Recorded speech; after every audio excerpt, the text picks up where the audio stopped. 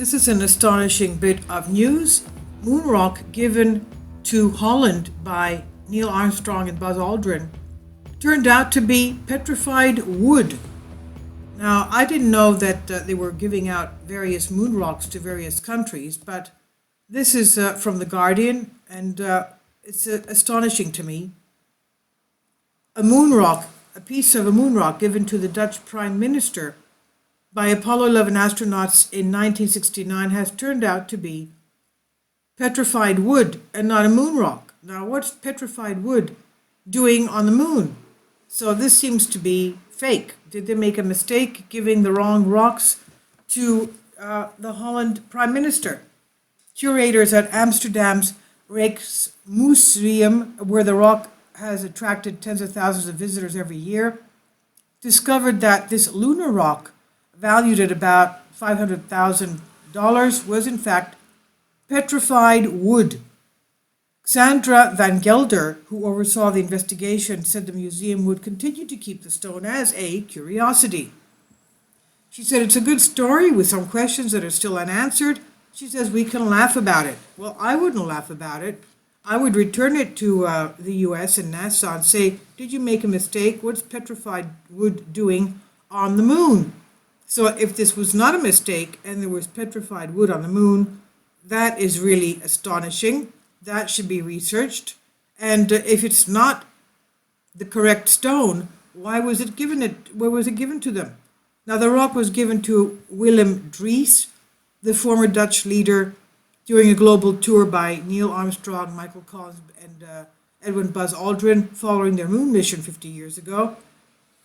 William Middendorf, the former American ambassador to the Netherlands, made the presentation to former Dutch leader Dries, and the rock was then donated to the Rijksmuseum after his death in 1988. Mr. Middendorf said, I do remember that Dries was very interested in the little piece of stone, but that it's not real. I don't know anything about that. NASA gave moon rocks to more than 100 countries after the lunar mission in the missions 1969 and 1970s. The United States Embassy in The Hague is carrying out an investigation into this affair. Researchers at Amsterdam's Free University were able to tell at a glance that this rock was unlikely to be from the moon, a conclusion that was borne out by tests that were made on it. It's a nondescript, pretty much worthless stone. This is what Frank Benck, geologist involved in the investigation, said, according to Telegraph UK and Humans Are Free.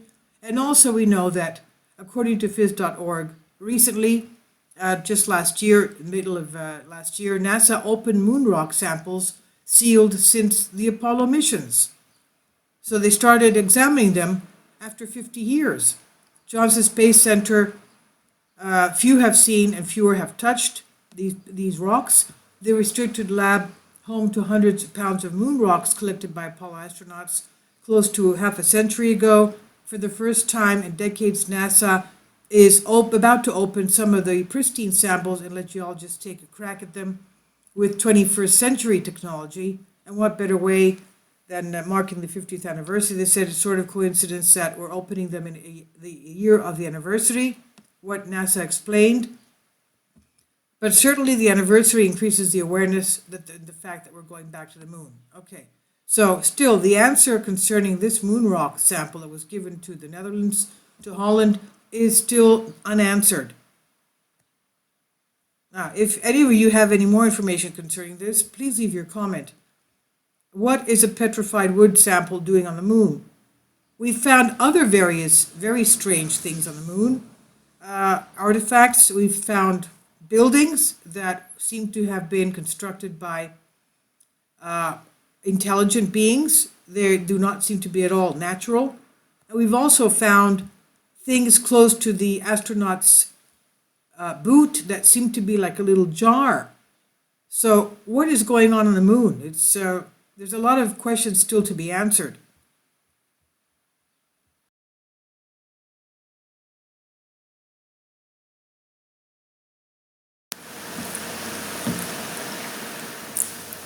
If you'd like to join me on my Patreon account, you will hear content not covered by mainstream media. These riveting stories will be based on my research, and I will state my opinions and give my personal insight on diverse and controversial subjects and world events not covered by mainstream media, and not supported by YouTube guidelines.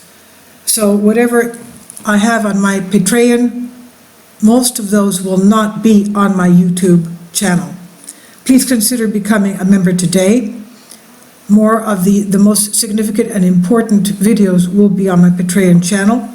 Your support helps me to continue my research and keeps this YouTube channel alive. And we depend on your support, your generous charity, because we help economically challenged families here in Athens, Greece, in Kapota, and we also help the young generation with university tuition and the community around our church. Thank you.